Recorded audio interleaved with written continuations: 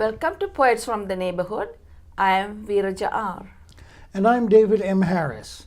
We hope you'll enjoy the poems we'll be reading today, poems written by your friends and neighbors. And we start with one written by me, in fact, from my book, The Review Mirror. Wishes. In the woods, boy at his side, stick in one hand, cigar in the other, he posed for the picture I am taking. He watched his good child marry a man of whom he approved, whom she would divorce 3 years later after the boy was born. He wanted to be a family man, a good father and loving husband. He glared into a mirror, saw instead himself, his father, and me.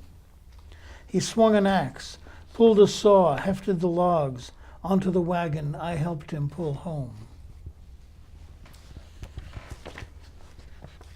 Leaving by W.E. Moth. Her voice was singing, but I would not seek her out. I left the forest, caressing the last damn tree. Her voice was calling, but I sought not the smooth path. I left the lake shore, waving my image goodbye. Her voice was pleading, but I took the hard, rough track. I left the mountain, sipping from its cool stream. Her voice was fading, but I had reached the pool. I took the white pill, accepting its bitterness. Her voice was silent, but I no longer felt pain. White to gray to black, the sky went from light to dark. When Frank and Jessie Came to Town, by Nancy Posey. No one can say who saw them first, but rumors flew for miles around. The banker checked his safe and cursed when Frank and Jessie came to town. The bravest of us felt alarmed, the cowards didn't stick around, and no one rode the train unarmed when Frank and Jessie came to town. They came by night, as we had feared. We heard their horses' hoofbeats pound. The local sheriff disappeared when Frank and Jessie came to town. The local tavern gave them board and served them whiskey by the round, but no one looked them in the eye when Frank and Jessie came to town. Their gang rode in about daylight. They all rode out before sundown.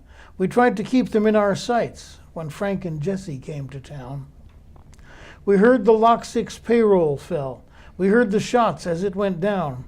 Our hopes that week were shot to hell when Frank and Jessie came to town. No Robin Hoods to us, those men, no heroes taking higher ground.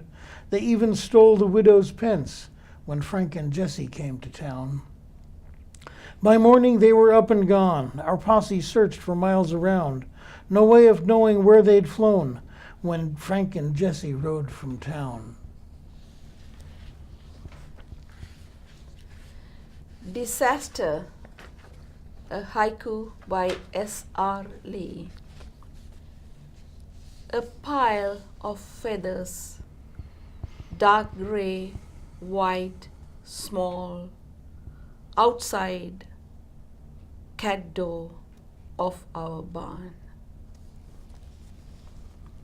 And another poem of mine, Dal Segno. Birds abound along the river. I know the vireo by song, if not by sight. I recognize the robin, jay, and mourning dove. Not many more. I can tell a sparrow, but not which kind. My eyes on dog and path, my mind on Victoria's England. Jake runs ahead, chasing one more something, and an unhurried shape moves its slow shoulders and rises. And this I know from all the icons and images. This eagle before me shrugs off the earth and lifts into apprehending flight. All pauses in that moment, measured beats and a caesura, and then the other birds resume their rounds as though nothing has changed. Haikuing the Dead by George Spain. She lies there alone in a small black walnut box on the Welsh sideboard. We dead are not dead as long as we are remembered by someone alive. Thank you for watching Poets from the Neighborhood. We hope you'll join us again soon.